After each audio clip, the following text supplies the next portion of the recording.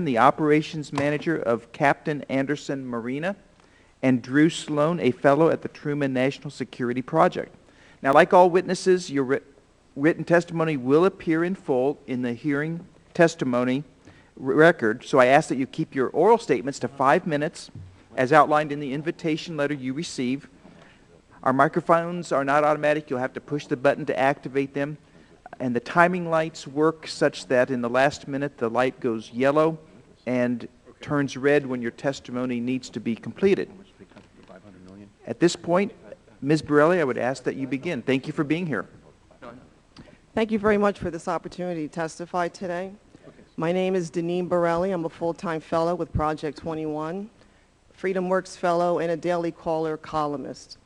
Sadly, our country's natural resources are under assault by environmentalists, business interests, and progressive politicians. Their plan is to raise the price of fossil fuels to make renewable energy economically competitive. This is a bad plan for our economy, jobs, and hardworking Americans. Affordable energy is the lifeblood of our economy and a primary driver of the quality of life for all Americans. Many Americans are facing significant financial difficulties due to soaring energy costs and rising food prices. A USA Today Gallup poll found that 7 in 10 Americans said high gasoline prices are bringing about financial hardships.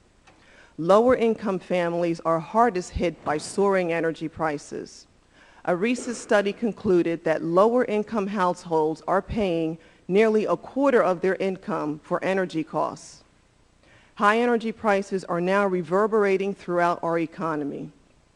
Walmart, the nation's largest retailer, and Lowe's, a home improvement chain, cited higher gasoline prices as the cause of disappointing sales. Tragically, President Obama's energy policy is contributing to the economic pain. Instead of having a policy that takes advantage of our abundant supply of domestic natural resources, oil, coal, and natural gas, which currently provide about 85% of our energy needs, the President is waging a war on fossil fuels.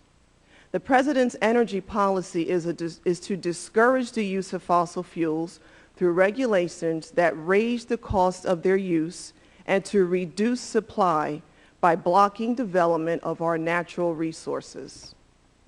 President Obama needs soaring fossil fuel prices to make renewable energy costs competitive. This would be to meet his goal of generating 80% of electricity from clean energy by 2035. It's a command and control energy policy where the federal government takes an active role in picking winners and losers in the energy sector. Disturbingly, this dual strategy will indeed make energy prices skyrocket, while stifling economic growth and driving jobs overseas. The winners in President Obama's energy policy are the well-connected corporate and social elite, while the losers are the hardworking Americans. It's a wealth transfer mechanism from hardworking Americans to the pockets of corporate heads and billionaire investors who want to profit from renewable energy. The President's hostility towards fossil fuels is well documented.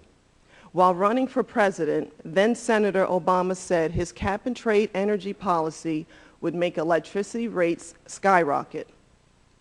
After cap-and-trade failed in the Senate, President Obama merely shifted gears to assert his anti-fossil fuel agenda by allowing the EPA to regulate greenhouse gas emissions under the Clean Air Act. Following the deepwater drilling moratorium in the Gulf of Mexico, the approval process for drilling permits has been extremely slow. According to the Energy Information Administration, the decrease in domestic production this year was estimated at 200,000 barrels per day. And as a result of the uncertainty surrounding the drilling approvals, 7 deepwater rigs have left the Gulf of Mexico, and with them a number of high-paying jobs. To lower energy costs, grow our economy, and become energy independent, We need new policies that will encourage the development of our own natural resources. According to the Congressional Research Service, the U.S. has more than an abundant supply of fossil fuels than any other country. For example, the U.S. has an estimated 163 billion barrels of recoverable oil. Importantly, the American people support development of our natural resources. According to Rasmussen reports, 67% now support offshore drilling. There is something terribly wrong when the corporate and social elite can use the power of government to advance their narrow interests while harming the standard of living of hardworking Americans, denying us our right to life, liberty, and the pursuit of happiness. The powerful few should not block the will of the people. Thank you. Okay, and thank you, Mr. Martin. Thanks for being here, and you may give your